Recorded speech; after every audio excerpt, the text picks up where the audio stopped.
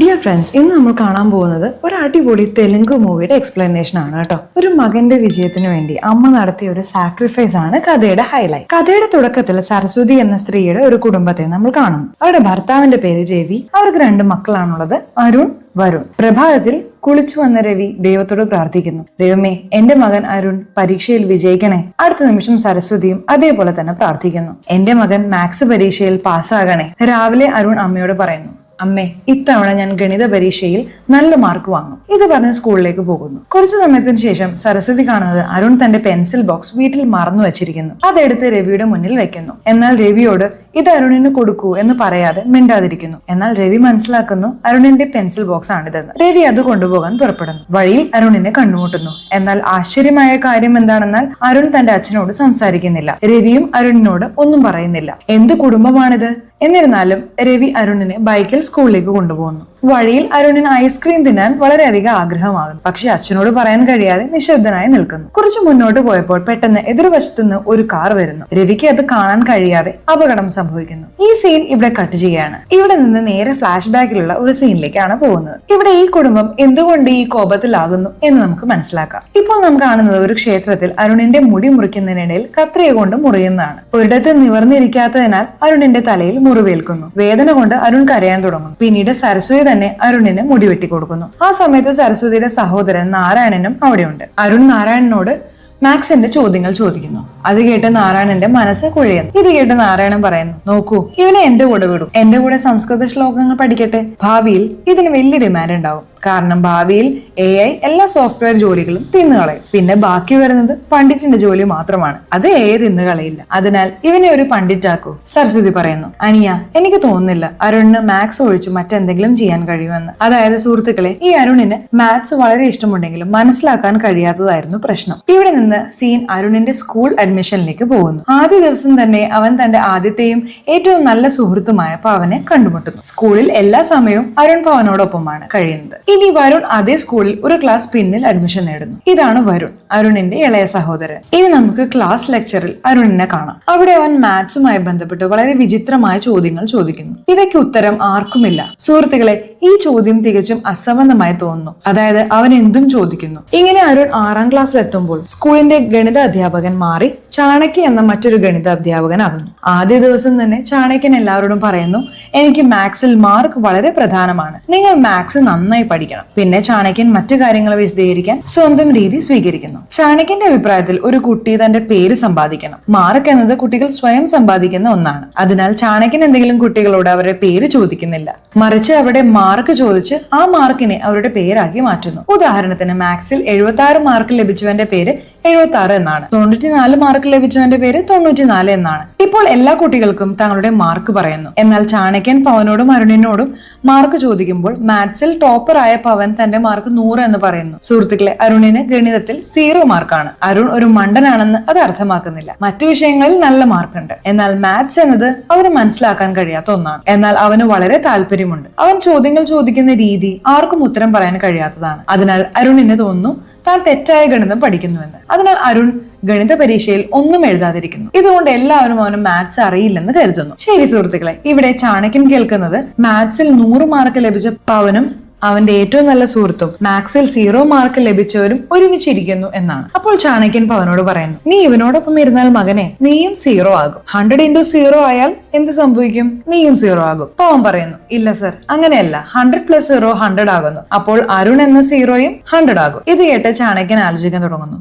ഞാൻ എന്തെങ്കിലും ചെയ്തവരെ വേർതിരിക്കണം. പിന്നെ അരുൺ ചാണക്യനോട് മാത്സിനെ കുറിച്ച് മറ്റൊരു ചോദ്യം ചോദിക്കുന്നു. നിങ്ങൾ എന്നോടൊന്ന് പറയാമോ, ഡിവിഷൻ, അഡീഷൻ, മൾട്ടിപ്ലിക്കേഷൻ എന്നിവ ഗണിതത്തിൽ ഉപയോഗിക്കുന്നതിന് മുമ്പ് എന്തായിരുന്നു? അതായത് ഇവയൊന്നും ഇല്ലാതിരുന്നപ്പോൾ എന്തായിരുന്നു? കാരണം ഇവിടെ യുക്തി യഥാർത്ഥ ജീവിതത്തിൽ പ്രവർത്തിക്കുന്നുണ്ടെന്ന് ഞാൻ കരുതുന്നില്ല. ഇത് കേട്ട് ചാണക്യൻ മനസ്സിലാക്കുന്നു, ഇവൻ തീർച്ചയായും പിശകാണ്. എന്നെ പോലുള്ളവരുമായി എന്തിനാണ് ഇവൻ വാഗ്വാദത്തിന് മുതിർന്നത്? ഇത് കാരണം അരുണിനെ പിന്നിലത്തെ ബെഞ്ചിൽ ഒറ്റയ്ക്കിരുത്തുന്നു. എല്ലാവരും തങ്ങളുടെ മാർക്ക് അനുസരിച്ചിരിക്കണം എന്ന് പറഞ്ഞു. അതിനാൽ പവൻ മുന്നിൽ, 0 പിന്നിൽ. എന്നിരുന്നാലും ഒരു കാര്യം സംഭവിക്കുന്നു. ഇത് പവനും അരുണിനും ഇടയിലുള്ള സൗഹൃദത്തെ കുറയ്ക്കുന്നില്ല. ചാണക്യൻ ഇവരെ എപ്പോഴും ഒരുമിച്ച് കാണുന്നു. അതായത് തന്റെ കണ്ണുകൾ അവരുടെ മേൽ പതിക്കുമ്പോഴെല്ലാം പവനെ കുറിച്ച് അദ്ദേഹത്തിന് വളരെ സ്ട്രെസ് ഉണ്ടാകുന്നു. കാരണം അദ്ദേഹത്തിന് മാർക്ക് വളരെ പ്രധാനമാണ്. നല്ല മാർക്ക് ലഭിക്കുന്ന കുട്ടി അദ്ദേഹം കൂടുതൽ ശ്രദ്ധിക്കുന്നു. ചാണക്യൻ പവനെയും അരുണിനെയും വേർതിരിക്കാൻ വിവിധ മാർഗങ്ങൾ പരിശോധിക്കുന്നു. ആദ്യം അരുണിനൊപ്പം വരാതിരിക്കാൻ പവനോട് പറയുന്നു. ഇതിനായി അദ്ദേഹം സ്വയം പവനെ ബൈക്കിൽ കൊണ്ടുപോകാൻ തുടങ്ങുന്നു. അരുൺ ഇതിൽ ദേഷ്യപ്പെട്ട് ചാണക്യന്റെ ബൈക്കിന്റെ ടയർ പഞ്ചറാക്കുന്നു. സുഹൃത്തുക്കളെ, ഓരോ ദിവസവും ബൈക്ക് അരുണിന്റെ വിവിധ ചതികൾക്ക് ഇരയാകുന്നു. ചിലപ്പോൾ ടയർ, ചിലപ്പോൾ സീറ്റ് ഗിയർ,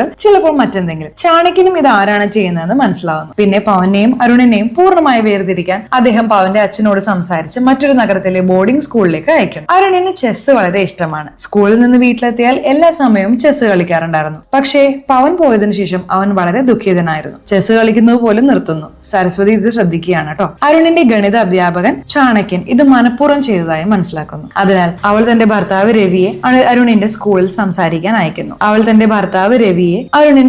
സംസാരിക്കാൻ അയക്കുന്നു. പ്രിൻസിപ്പൽ ഓഫീസിൽ ചാണക്യനെ വിളിക്കുമ്പോൾ അരുണിനോട് പേര് കേട്ട് ചാണക്യൻ കുഴപ്പത്തിലാവുന്നു. അരുൺ 0 മാർക്കുള്ളവനോ? രവി തന്റെ മകനെ സ്കൂളിൽ 0 എന്ന് വിളിക്കുന്നത് കേട്ട് ഉള്ളിൽ വളരെ ദുഃഖിക്കുന്നു.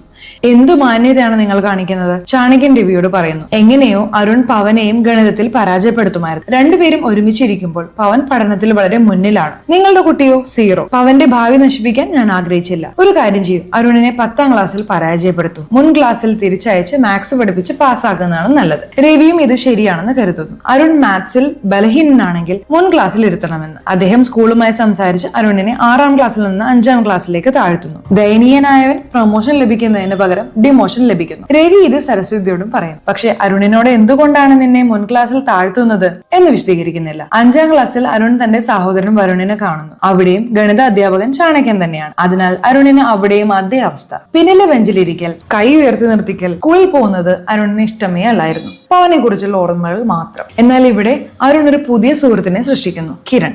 കിരണിന് അരുണിന്റെ ചോദ്യങ്ങൾ വളരെ ബുദ്ധിപരമായി കണ്ടെത്തുന്നു. ഇത് ചാണക്യനോട് പറയുമ്പോൾ അദ്ദേഹം അരുണാണ് കിരണിനോട് ഇത് പറഞ്ഞത് എന്ന് മനസ്സിലാക്കുന്നു. ചാണക്യൻ കിരണിനെയും അരുണിനെയും അകറ്റാൻ ശ്രമിക്കുന്നു. പക്ഷേ കിരണിന്റെ മുത്തശ്ശൻ പ്രിൻസിപ്പൽ ആയതിനാൽ അദ്ദേഹത്തിന് കിരണിന്റെ തീരുമാനങ്ങളിൽ കൂടുതൽ ഇടപെടാൻ കഴിയുന്നില്ല. പിക്നിക് ദിവസം വരികയാണ് കേട്ടോ. അങ്ങനെ ചാണക്യൻ എല്ലാവരോടും പറയുന്നു, ഉച്ചയ്ക്ക് വളരെ വെയിലുണ്ടാകും. നിങ്ങൾ സൂര്യനിൽ കളിക്കാൻ പോയാൽ എല്ലാവരും കറുത്തുപോകും. അതിനാൽ ഞാൻ ചിന്തിക്കുന്നു, ആ സമയം നമുക്ക് മറ്റെന്തെങ്കിലും ചെയ്താലോ? ക്ലാസ് മോണിറ്റർ ചാണക്യനോട് പറയുന്നു, സാർ, ആ സമയം നമുക്കൊരു ടാസ്ക് തരണം. മാത്സിന്റെ 6ാം ചാപ്റ്റർ പഠിപ്പിക്കൂ. ഇത് കേട്ട് സുഹൃത്തുക്കളെ, ചാണക്യന്റെ കണ്ണുകളിൽ കണ്ണീര് വരുന്നു. പക്ഷെ അരുൺ മനസ്സിലാക്കുന്നു, ചാണക്യൻ പിക്നിക്കിൽ വന്നാൽ ആർക്കും രസിക്കാൻ കഴിയില്ല. അതിനാൽ അരുൺ ചാണക്യന്റെ കണ്ണട മോഷ്ടിച്ച് എവിടെയോ എറിയുന്നു. അടുത്ത ദിവസം ചാണക്യന് പിക്നിക്കിൽ വരാതെ കഴിയാൻ പോകുന്നു. എല്ലാ കുട്ടികളും നന്നായി ആസ്വദിക്കുന്നു. അരുൺ കിരണിനൊപ്പം രസിക്കുന്നു. എന്നാൽ മുഴുവൻ ക്ലാസ്സിലും കിരണും അരുണും മാത്രമാണ് ഒത്തുചേർന്നിരുന്നത്. മറ്റു കുട്ടികൾ ഭയപ്പെടുന്നു. ഞങ്ങൾ അരുണിനൊപ്പം കളിച്ചാൽ ഞങ്ങൾ 0 ആകുമോ? മറുവശത്ത് കണ്ണടയില്ലാതെ വീട്ടിലേക്ക് പോകുന്ന ചാണക്യൻ. ദൃഷ്ടി മങ്ങിയതിനാൽ വഴിയിൽ ബൈക്ക് അപകടത്തിൽപ്പെടുന്നു. കൈകളിൽ പ്ലാസ്റ്റർ ഇടേണ്ടി വരുന്നു. ചാണക്യൻ ഉറപ്പുണ്ട് ഇത് അരുണാണ് ചെയ്തതെന്ന്. പിക്നിക്കിനിടയിൽ അരുൺ കിരണിനോട് പറയുന്നു, ചാണക്യൻ സാറിന്റെ കണ്ണട ഞാനാണ് എറിഞ്ഞത്, അറിയാമോ? ക്ലാസ് മോണിറ്റർ ഇത് കേൾക്കുന്നു. അടുത്ത ദിവസം നേരിട്ട് ചാണക്യനോട് പറയുന്നു. രവിയും സരസ്വതിയും സ്കൂളിൽ വിളിക്കപ്പെടുന്നു. അരുണിന് സസ്പെൻഷൻ ലഭിക്കുകയാണ് കേട്ടോ. രവി അരുണിന് ഒരു അടി കൊടുക്കുന്നു. സുഹൃത്തുക്കളെ, ഇതിനു മുമ്പ് രവി ഒരിക്കലും ഇങ്ങനെ ചെയ്തിട്ടില്ല. എന്നാൽ ഇന്ന് മകൻ അതിരുകടന്നതിനാൽ അച്ഛനും അതിരുകടക്കുന്നു. സരസ്വതിയും അരുണിനോട് സംസാരിക്കുന്നത് നിർത്തുന്നു. അരുൺ തന്റെ സ്വന്തം വീട്ടിൽ ഒറ്റപ്പെട്ടു എന്ന് തോന്നുന്നു. ആരും സംസാരിക്കുന്നില്ല. ഒരു ദിവസം അരുൺ ദേഷ്യപ്പെട്ട് വൈകുന്നേരം വീട്ടിൽ നിന്ന് പുറത്തു പോകുന്നു. ഒരു ട്രെയിനിൽ കയറുന്നു. കുടുംബം അരുണിനെ തിരയാൻ തുടങ്ങുകയാണ്. പക്ഷേ അവനെ കണ്ടെത്താൻ കഴിയുന്നില്ല. മറുവശത്തെ ട്രെയിൻ നീങ്ങുമ്പോൾ തന്നെ അരുണിന് അമ്മയെ മനസ്സിൽ വരുന്നു. കരയാൻ തുടങ്ങുന്നു. ഭാഗ്യവശാൽ സരസ്വതിയുടെ സുഹൃത്ത് പ്രിയങ്ക അരുണിനെ തിരിച്ചു വീട്ടിലേക്ക് കൊണ്ടുവരുന്നു. എന്നിരുന്നാലും അരുണിന് ശാസനം ലഭിക്കുന്നു. മകനെ എന്തിനാണ് ഇങ്ങനെ ചെയ്തത്? സരസ്വതിയും രവിയും അരുണിനോടുള്ള കോപം ഒഴിവാക്കുന്നു. പിന്നീട് സ്കൂളിൽ വരുണും കിരണും സംസാരിക്കുന്നു. കിരണിന് അരുണിനെ തിരിച്ച് സ്കൂളിൽ കൊണ്ടുവരാൻ ആഗ്രഹമുണ്ട്. അവർ പ്രിൻസിപ്പലിന്റെ ഓഫീസിൽ പോകുന്നു. കിരൺ പറയുന്നു, അന്ന് അരുൺ ചാണക്യൻ സാറിന്റെ കണ്ണട എടുത്തത് ഞങ്ങൾക്ക് വേണ്ടിയാണ്. ചാണക്യൻ സാർ പിക്നിക്കിൽ മാത്സ് പഠിപ്പിക്കാൻ പോവുകയായിരുന്നു. അരുൺ ഞങ്ങൾക്ക് വേണ്ടി അത് ചെയ്തു. അതിനാൽ അരുണിനെ തിരിച്ചു വിളിക്കണം. പ്രിൻസിപ്പൽ സമ്മതിക്കുന്നു. പക്ഷെ ഒരു വ്യവസ്ഥയുണ്ട്. എല്ലാ ക്ലാസ് വിദ്യാർത്ഥികളും അരുണിനെ പിന്തുണയ്ക്കണം. അപ്പോൾ മാത്രമേ അവന് സ്കൂളിൽ തിരിച്ചെത്താൻ കഴിയൂ. അതേ ദിവസം വൈകുന്നേരം വരുൺ വീട്ടിൽ അരുണിനെ കാണുന്നു. രവി വീട്ടിൽ വരുമ്പോൾ പറയുന്നു, ഞാൻ തീരുമാനിച്ചിരിക്കുകയാണ് അരുണിനെ വൈദിക സ്കൂളിലേക്ക് അയക്കാൻ. അരുൺ ദേഷ്യപ്പെട്ട് പറയാണ്, ഞാൻ എന്തിനാ വൈദിക സ്കൂളിൽ പോകുന്നത്? ഞാൻ അമ്മയോടൊപ്പം താമസിക്കും, മറ്റെവിടെയും പോകില്ല. ഇത് കേട്ട് രവി അയാളെ കഠിനമായി ശകാരിക്കുന്നു. പഠിച്ചാലേ നീ നന്നായി തീരും, ഇത് നിന്റെ ഗുണത്തിനാണ്. ഇത് പറഞ്ഞ് അടുത്ത ദിവസം വൈദിക സ്കൂളിലേക്ക് അയക്കാൻ തുടങ്ങും. അതേസമയം സരസ്വതിക്കും ഈ സ്കൂൾ മാറ്റം ഇഷ്ടമല്ല. അവൾ അരുണിനെ പഴയ സ്കൂളിലേക്ക് തിരിച്ചയക്കാൻ തീരുമാനിക്കുന്നു. അതിനാൽ എന്താണ് സംഭവിക്കുന്നതെന്നാൽ അടുത്ത ദിവസം രവി ഉണരുന്നതിന് മുമ്പ് തന്നെ അവൾ അരുണിനെയും വരുണിനെയും സജ്ജമാക്കി സ്കൂളിലേക്ക് അയക്കുന്നു. രവി ഇത് അറിയാനിടയാകുമ്പോൾ അദ്ദേഹം അതിക്ഷുഭിതനാവുന്നു. എന്നോട് ചോദിക്കാതെയാണോ എല്ലാ തീരുമാനങ്ങളും എടുത്തത്? ഇത് കാരണം ഇവർ രണ്ടുപേരും തമ്മിൽ ശക്തമായ വാഗ്വാദം ഉണ്ടാകുന്നു. രവി സരസ്വതിയോട് പറയുന്നു, നീ 10ാം ക്ലാസ്സിൽ പരാജയപ്പെട്ടു, നിന്റെ മകൻ 5ാം ക്ലാസ്സിൽ പരാജയപ്പെടുന്നു, നിങ്ങളൊക്കെ ഇങ്ങനെ പരാജയപ്പെട്ടുകൊണ്ടേ ഇരിക്കണമെന്നാണോ? ഇത് കേട്ട് സരസ്വതിയും ദേഷ്യപ്പെടുന്നു. രവി തുടർന്ന് പറയുന്നു, ഇനി നീ അരുണിനെ ആ സ്കൂളിലേക്ക് തിരിച്ചയച്ചാൽ അവൻ മാത്സിൽ പാസ്സാവുന്നത് വരെ നീ എന്നോട് സംസാരിക്കില്ല. സരസ്വതി വളരെ ദുഃഖിതയാകുന്നു. കാരണം ഇതുവരെ ഭർത്താവുമായി ഇത്രയും ഉഗ്രമായ വഴക്ക് ഉണ്ടായിട്ടില്ല. അരുൺ സ്കൂളിൽ എത്തുമ്പോൾ കിരൺ എല്ലാ കുട്ടികളോടും പറയുന്നു, അരുൺ എന്ത് ചെയ്താലും അത് നമ്മൾക്ക് വേണ്ടിയാണ്, അതിനാൽ നാം എല്ലാവരും അവനെ പിന്തുണയ്ക്കണം. പ്രിൻസിപ്പൽ സാറും അവിടെ വരുന്നു. അരുണിനെ പിന്തുണയ്ക്കുന്നവർ വലതുവശത്തും മറ്റുള്ളവർ ഇടതുവശത്തും നിൽക്കുക എന്ന് പറയുന്നു. ആശ്ചര്യകരമായി ധാരാളം കുട്ടികൾ അരുണിനെ പിന്തുണയ്ക്കുന്നു. പ്രിൻസിപ്പൽ പറയുന്നു, നിങ്ങൾ പഠിക്കാൻ സ്കൂളിൽ വരുന്നു, അടുത്ത പരീക്ഷയിൽ നീ മാത്സിന് കുറഞ്ഞത് 35 മാർക്കെങ്കിലും നേടണം, അതായത് പാസ് മാർക്ക്. അരുൺ അത് സമ്മതിച്ച് എല്ലാവരുടെയും മുമ്പിൽ വാഗ്ദാനം ചെയ്യുന്നു, ഞാൻ തീർച്ചയായിട്ടും 35 മാർക്ക് നേടും. വീട്ടിൽ വന്ന് അരുൺ അമ്മയോട് പറയുന്നു, സ്കൂളിൽ ഇത്തരം വ്യവസ്ഥകൾ ഏർപ്പെടുത്തിയിട്ടുണ്ട്, ഇന്ന് എല്ലാവരും എന്നെ പിന്തുണച്ചു, ഞാൻ വീണ്ടും അഡ്മിഷൻ നേടിയെന്ന്. ഇത് കേട്ട അമ്മ പറയും, മകനെ, നീ മുൻപ് ഒറ്റയ്ക്കായിരുന്നപ്പോൾ പ്രശ്നങ്ങൾ നേരിട്ടതുപോലെ ഇത്തവണ ആവില്ല. ഇപ്പോൾ നിന്റെ കൂടെ ധാരാളം കുട്ടികളുണ്ട്, നിനക്ക് നല്ല പിന്തുണ ലഭിച്ചിരിക്കുന്നു. ഇങ്ങനെയാണ് കണക്ക് പ്രവർത്തിക്കുന്നത്. ഒറ്റയ്ക്ക് ഒരു സീറോയ്ക്ക് അത്ര ശക്തിയില്ല, പക്ഷേ മറ്റു നമ്പറുകൾ കൂട്ടിയാൽ അതിന് വലിയ ശക്തി ലഭിക്കും. സുഹൃത്തുക്കളെ, ഇത് കേട്ട് അരുൺ ഒടുവിൽ മനസ്സിലാക്കുന്നു സീറോ എന്താണെന്ന്. ഇനി അവൻ മാത്സ് പഠിക്കണം. സരസ്വതി തീരുമാനിക്കുന്നു, എനിക്കറിയാവുന്നത് അത്രയും ഞാൻ അരുണിനെ പഠിപ്പിക്കും. ഇതിനായി അവൾ തന്റെ സുഹൃത്തായ പ്രിയങ്കയുടെ അടുത്തേക്ക് പോകുന്നു. പ്രിയങ്കയ്ക്ക് മാത്സിൽ വളരെ നല്ല അറിവുണ്ട്. ഇതിനു മുമ്പും പ്രിയങ്ക അരുണിനോട് സംസാരിക്കുമ്പോൾ അവൻ മനസ്സിലാക്കാറുണ്ട്. ആദ്യം സരസ്വതി പ്രിയങ്കയോട് അവനെ മാത്സ് പഠിപ്പിക്കാൻ ആവശ്യപ്പെടുന്നു. പക്ഷെ പ്രിയങ്ക വിസമ്മതിക്കുന്നു. നീയാണമ്മ, നീ തന്നെ പഠിപ്പിക്കണം. എന്നാൽ സരസ്വതി തീരുമാനിക്കുന്നു, ശരി, ഞാൻ തന്നെ പഠിപ്പിക്കാം, പക്ഷെ അതിനു മുമ്പ് ഞാൻ സ്വയം നന്നായി പഠിക്കണം. ഇതിനായി അവൾ പ്രിയങ്കയുടെ സഹായം തേടാൻ തുടങ്ങുന്നു. പക്ഷെ സരസ്വതിയുടെ പ്രശ്നം എന്തെന്ന് വെച്ചാൽ അവൾ തെലുങ്ക് മീഡിയത്തിൽ പഠിച്ചിട്ടുണ്ട്. അതേസമയം അരുണിന്റെ ഗണിതം ഇംഗ്ലീഷിലാണ്. എന്നാൽ എങ്ങനെയോ അവൾ ഇംഗ്ലീഷ് മാത്സ് പഠിക്കാൻ തുടങ്ങുന്നു. പതുക്കെ പതുക്കെ അവൾ അരുണിനെ പഠിപ്പിക്കാൻ തുടങ്ങുന്നു. ചാണക്യൻ സ്കൂളിൽ അരുണിന്റെ മെച്ചപ്പെട്ട പഠനം ശ്രദ്ധിക്കുന്നു. അവൻ ഒടുവിൽ ഗണിതം മനസ്സിലാക്കാൻ തുടങ്ങുന്നു. ഇത് കണ്ട് ചാണക്യൻ അരുണിന്റെ വീട്ടിലേക്ക് സന്ദർശനത്തിന് വരുന്നു. അരുണിനെ കുറിച്ച് സംസാരിക്കുമ്പോൾ സരസ്വതി തന്നെയാണ് അവനെ പഠിപ്പിക്കുന്നതെന്ന് അറിയുന്നു. ചാണക്യൻ സരസ്വതിയുടെ വിദ്യാഭ്യാസത്തെ കുറിച്ച് ചോദിക്കുമ്പോൾ അവൾ 10ാം ക്ലാസ് പരാജയപ്പെട്ടിട്ടുണ്ടെന്ന് മനസ്സിലാക്കുന്നു. അപ്പോൾ അവൻ എളിമയായി പറയുന്നു, നീയാണോ പഠിപ്പിക്കുന്നത്? നീ പഠിപ്പിച്ചാൽ അവനും പരാജയപ്പെടും, അല്ലെങ്കിലും നല്ല ആളെ കൊണ്ട് പഠിപ്പിക്കൂ. സരസ്വതി ഉറച്ച സ്വരത്തിൽ പറയുന്നു, ഞാൻ എന്റെ മകനെ എങ്ങനെയെങ്കിലും പാസ്സാക്കും, ദയവായി അവനെ സീറോ എന്ന് വിളിക്കരുത്. ഇത് കേട്ട് ചാണക്യൻ അരുണിനെ വിളിക്കാൻ തുടങ്ങി.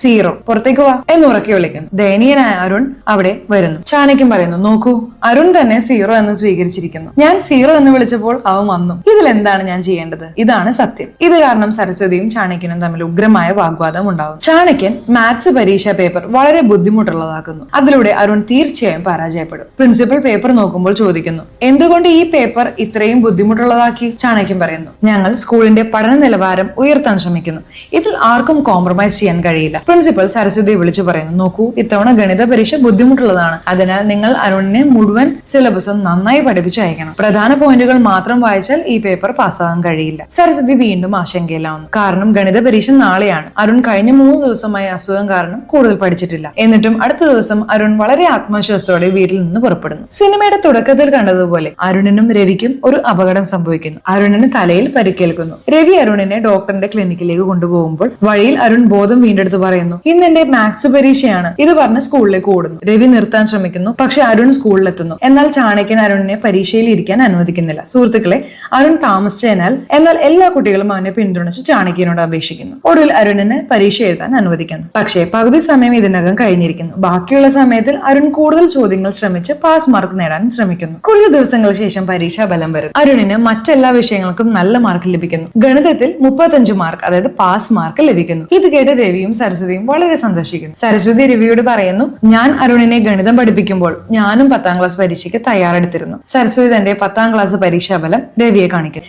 അവൾ അടുത്തിടെ വീണ്ടും പരീക്ഷ എഴുതി, ഇപ്പോൾ പാസ്സായിരിക്കുന്നു. രവി വളരെ സന്തോഷിക്കുന്നു. ഇരുവരും തമ്മിൽ സാധാരണ പോലെ സംസാരിക്കാൻ തുടങ്ങുന്നു. അപ്പോൾ പവൻ മറ്റൊരു നഗരത്തിൽ നിന്ന് തിരിച്ചെത്തുന്നു. അരുൺ വളരെയധികം സന്തോഷത്തോടെ അവനെ കാണുന്നു. ചാണക്യൻ സാറും അവിടെ വരുന്നു. ചാണക്യൻ സരസ്വതിയോട് പറയുന്നു, ഞാൻ അരുണിനെ അവന്റെ പേരിൽ വിളിച്ചോളാം, നിങ്ങളോട് ഞാൻ മാപ്പ് പറയുന്നു. സീറോ, ഇനി കരയണ്ട. ഇത് കേട്ട് എല്ലാവരുടെയും മുഖത്ത് പുഞ്ചിരി വിരിയുന്നു. സുഹൃത്തുക്കളെ, ഈ കഥ ഇവിടെ അവസാനിക്കുന്നു. ഇത് ഏത് ലെവലിലുള്ള സിനിമയാണെന്ന് നിങ്ങൾ തീരുമാനിക്കും. കമന്റ് ബോക്സിൽ അഭിപ്രായം അറിയിക്കണേ. ഇനി അടുത്തൊരു വീഡിയോയിൽ കാണാം. ബൈ.